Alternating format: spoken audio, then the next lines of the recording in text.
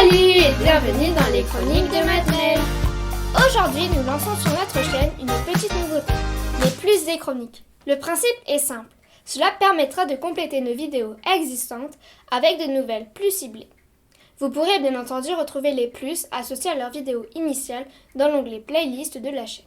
Par exemple, aujourd'hui, après le succès plutôt inattendu de notre vidéo L'histoire de la radio, nous avons décidé de reprendre ce sujet qu'est la radio et Matt va vous parler de l'histoire de la radio à Toulouse durant la Seconde Guerre mondiale. Il s'agit d'un sujet qui nous tient à cœur étant toulousain et de plus, Matt a réalisé son oral du brevet des collèges autour de la thématique de la radio durant la Seconde Guerre mondiale. Ces premiers plus des chroniques donneront lieu à une mini-série de 6 épisodes au total. Sur ce, c'est parti pour le premier épisode de notre série consacrée aux radios toulousaines à la libération de la ville. Durant la Seconde Guerre mondiale, la radio joue un rôle décisif. Il y a 80 ans, le 19 août 1944, Toulouse était libérée de l'occupant nazi. Le speaker et résistant Charles Mouly se retrouve seul dans les studios de Radio Toulouse, accompagné de son technicien et de la discothécaire. Je rentre le 20 au matin à Radio Toulouse pour trouver le poste pris par les FTP.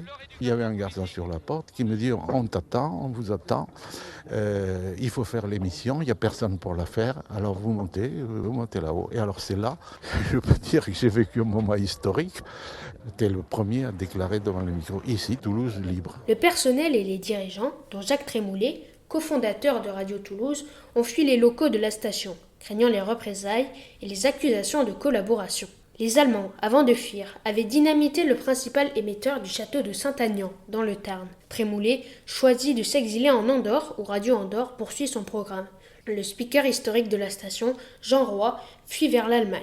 Pour survivre malgré tout, Radio Toulouse Libre se rabat sur l'émetteur de Radio Toulouse 2 pendant la dizaine de jours qui suivirent, avant de cesser son activité. Sa concurrente, Toulouse-Pyrénées, connut également la destruction de son émetteur de Muret, ainsi que l'abattage d'un pylône le jour de la libération.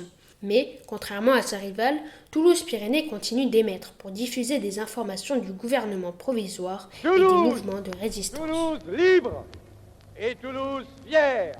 Fière parce qu'elle est libre et fière parce que, au milieu de toutes les larmes, de toutes les angoisses, et de toutes les espérances qu'elle a traversées, jamais Toulouse n'a cru la défaite acquise.